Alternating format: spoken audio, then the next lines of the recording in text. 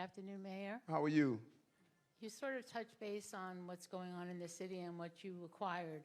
Here's my question, and I think it lends to a lot of misunderstanding with the people. Yes. What are the services that the migrants are receiving from the city right now? Love it. That's probably one of the top questions we receive at every town hall. And I hear all the time, they are getting more than what long-term New Yorkers are getting. First of all, I wanted to lay out the foundation that I have no control on what they are getting and not. I have to follow the law. Second, people say, well, okay, well, they're staying in five-star hotels. No, they're staying in tents. Thousands restrooms are outdoors. Their showers are outdoors. We pay on average $11 a day for 3 meals for them, for 3 meals. They get the basic services. They're not eligible for what everyday New Yorkers are eligible for. They're not eligible for our WIC. They're not eligible for our vouchers program. They're not eligible for all those items. And so you saw the newspaper story that says, okay, Eric is giving them credit cards to buy food. No, here's what we were doing. We found a company called Mocafy. Mocafy said to us, when I was on the campaign trail, I learned about them.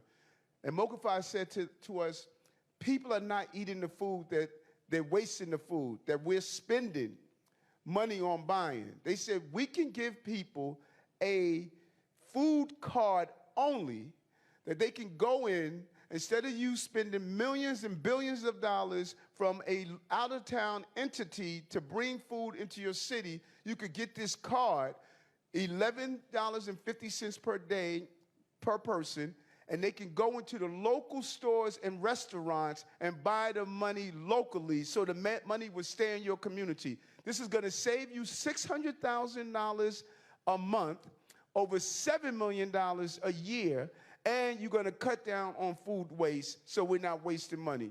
People yelled in the beginning, but now the editorial board of the Daily News saying right on to what y'all doing. We're saving money.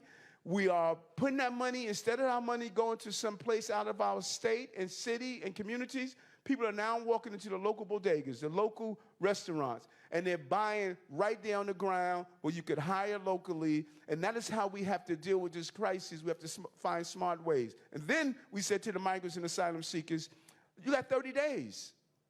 You come in, you're a single adult, you got to find your way like every other person that came to this country. In 30 days, we're going to give you intense care. We're going to give you information. We're going to be like the settlement houses of yesteryears, and we're going to show you how to move through the system, but you can't stay here forever.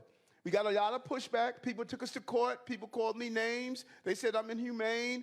30 days. 30 days. When we did that, 65% of the people were able to go find their own way. And you saw a decrease in that 207,000 that came here. We're now down to 65,000 that are here.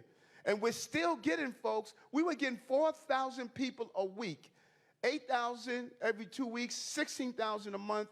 We're still getting 1,000 a week that are coming here. But we're able to navigate and tell them when they come here, you could only stay in our system for 30 days. After that, you have to find your way. And all of this changes if we let them work. I need lifeguards, food service workers, nurses. I need bilingual educators. I need translators. If we allow people to work, we would not be dealing with this problem we're facing right now. That is the key. Employment, that's the dignity that people deserve. And all of you, we're all Americans now, but go back into your lineage. Imagine if your family members that came to this country was told you cannot work. You cannot provide for your family. There's nothing more undignified than someone telling you you can't provide for your family. And when I go to those camps, those encampments, they all say the same thing when I walk in. We don't want your free food. We don't want you taking care of our children. We don't want you washing our clothing. We just want to work. That's all we want. And that's what we need to do. But they're getting nothing over what everyday New Yorkers are getting. But we're going to treat them with dignity and respect. I'm not going to be undignified in how I treat them. And that's what we have been doing, bringing down that cost, navigating this very challenging problem that we're facing.